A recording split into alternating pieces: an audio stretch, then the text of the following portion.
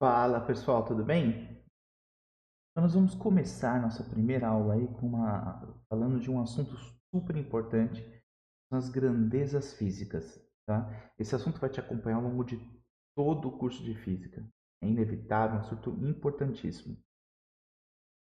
Só que eu gostaria de falar antes do que é física, né? Porque você precisa saber o que você está estudando. Imagina se alguém pergunta, né? Mas você estuda física? Mas o que é física?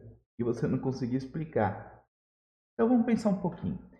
A física, ela vem de uma palavra grega chamada physique, que significa natureza, ok? Portanto, a gente pode entender que a física é a ciência que estuda a natureza, ok? Só que há uma coisa importante também. Há duas palavrinhas que é matéria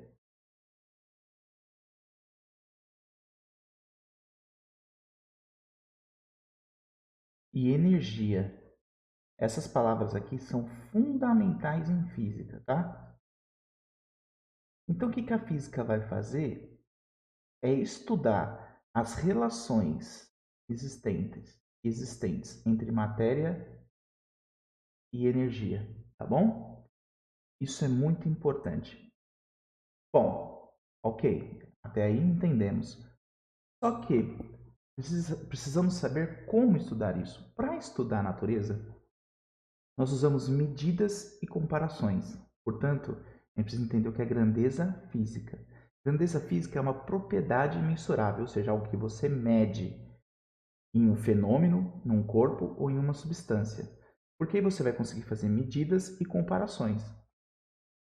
Isso é importante porque a partir daí você já consegue diferenciar ciência e pseudociência. Vamos supor que você tem a hipótese de que o seu pensamento positivo influencia a vida das pessoas. Bom, para você comprovar essa hipótese, você vai ter que ter alguma medida, algo que balize aquilo que você está propondo. Se você não tem uma medida física, isso provavelmente é uma pseudociência, tá bom? Então já fica bem atento com isso. As grandezas físicas, elas podem ser fundamentais e derivadas. Qual a diferença entre as duas? Uma grandeza fundamental é aquela que parte de um padrão. Por exemplo, vamos pegar o tempo. Existe um padrão para o tempo, através de uma medida física chamada segundo. Então vamos supor que você pegue lá quando uma gota de água cai de uma altura de 10 centímetros, eu vou definir isso como um segundo. Você está definindo um padrão. Hoje em dia não é mais assim, tá, pessoal? Estou dando um exemplo. Então você percebe que você definiu um padrão para estabelecer o que é o tempo de um segundo. Por exemplo, outro exemplo, né? Você pegar o comprimento.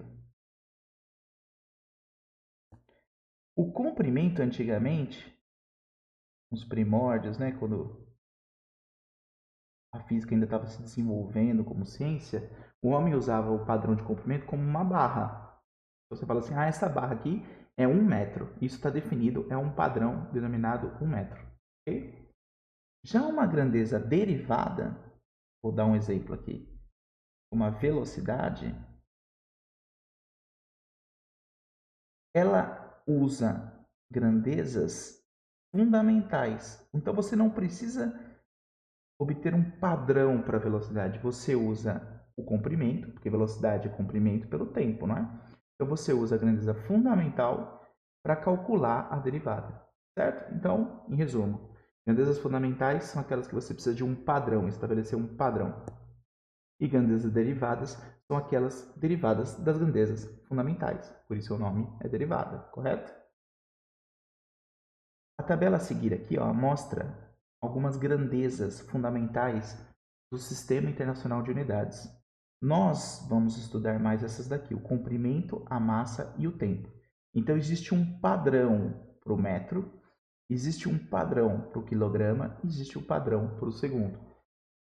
Nas próximas aulas, eu vou explicar como são obtidos esses padrões, como eles evoluíram e como eles são definidos hoje, tá bom?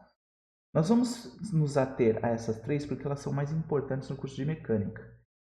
Quando for necessário, lá para frente, a gente pode voltar e entender os padrões fundamentais das outras grandezas. Bom? coloquei essa reportagem aqui para mostrar para vocês a importância que é definir o seu sistema de unidades. Em 1999, a NASA enviou uma sonda para Marte e foi fazer uma manobra de aproximação. O que aconteceu? Os dois controladores, um enviou os dados no sistema métrico, ou seja, quilograma e metro, e o outro controlador enviou no sistema britânico, pés e libras.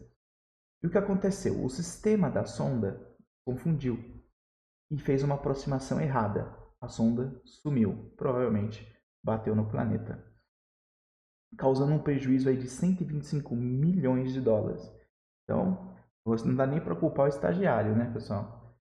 Então, ali você vê a importância de definir muito bem o seu sistema de unidades e ter padrões corretos, né? Então, se você definiu um comprimento lá, falou assim, isso é 1 metro, o comprimento de uma barra é 1 metro. Você tem que ter certeza que aquilo pode ser acessível a todo mundo e reproduzido por todos, para que aquela medida esteja o mais correta possível. Mais para frente a gente vai entender como foi definido cada um desses padrões. Outra coisa que é definida pelo Sistema Internacional de Unidades são os prefixos. O que são prefixos? São símbolos, né, letras gregas e latinas, que servem para você substituir potências de 10. Aqui, ó, 10 elevado a 12, 10 elevado a 9. Você substitui esses valores por letras para ficar mais fácil. Por exemplo, vamos supor que você deseja anotar isso aqui, ó. 1 vezes 10 a menos 3 metros. Ou seja, você vai pegar 1 metro, que é o seu padrão, e dividir por 1000, né? Multiplicar por 10 a menos 3 é a mesma coisa que dividir por 1000. A gente vai substituir isso aqui, ó, 10 a menos 3 na tabela, ó, pelo mili. Então vai ficar 1 milímetros. Só que no português a gente fala milímetro, ou milímetro. Mesma coisa acontece na computação, por exemplo. Quando você pega lá um computador que diz, tem 1 vezes 10 elevado a 9 bytes de memória, por exemplo, num HD. Como que você escreve isso, né? Você vai colocar 1, procura aqui na tabela, ó, 10 elevado a 9. O que é 10 elevado a 9? 10 elevado a 9 é o giga. Bom, então é 1 gigabytes. 1 gigabyte. Ok? Então, para isso serve o prefixo. Ele facilita a nossa escrita das grandezas físicas. Você vai precisar decorar isso? Na verdade, não. Por quê? Porque você vai usar tanto que você vai acabar decorando de forma natural. Na próxima aula, a gente vai aprender outra importante ferramenta científica, que é a notação científica, porque ela facilita a comparação entre as grandezas. Tá? Te aguardo na próxima aula. Até mais!